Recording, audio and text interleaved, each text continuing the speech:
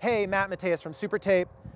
Here today at Archive Recordings, my good friend Wes Johnson's place here in Salt Lake. My new band is here to track a couple songs. I thought I would share a couple tips and tricks that we used to prepare to come into the studio.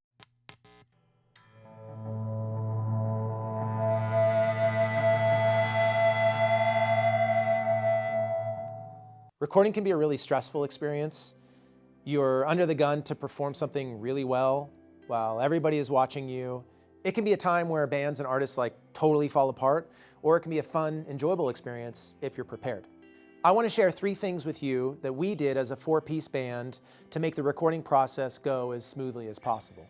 The first tip is to get clear on the BPMs for each song, whether you're tracking to a click or not. If you are using one, practice to it. We use a cheap metronome running through our PA, which is super annoying and kills your ears, but it's really effective. And if we're feeling fancy, we run it through a little headphone mixer and we each have our individual mixes. Rehearsing to a click helps us find the pocket for each song, and it helps us identify any issues.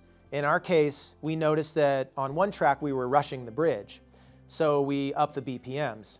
And then when we got into the studio, we had Wes, our engineer, create a tempo map that we could follow. Even if you're not tracking to a click, it helps to know the BPM of each song so you can start the song off at the correct tempo.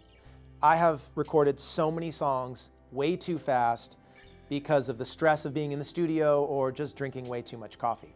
Tip number 2 is prepare your vocal melodies. This is especially true for vocals, but it's also applicable to any melodic instrument. I can't tell you how many hours I've wasted in front of a microphone. People are watching me, the clock is ticking, and I'm still trying to figure out what my vocal melody is. To avoid this, I'll use a single note melody on the piano as a guide for my vocals, and then I'll just follow that on the recording. And as an added bonus, it helps in the writing process to find melodic ideas that you might not come up with otherwise. The third tip is define your sound. And this means have a clear vision of how you want your recording to sound. Have a discussion with your collaborators beforehand, share reference tracks, share them with your producer or engineer so everybody's on the same page. You don't want to have this discussion in the studio. It's really helpful to do demos or pre-production at home or in a rehearsal space so that you can get a clear sense of how everything is blending together. At the end of the day, we want the sound that we hear in our heads to come out of the speakers. And we want the creative process to be fun and enjoyable.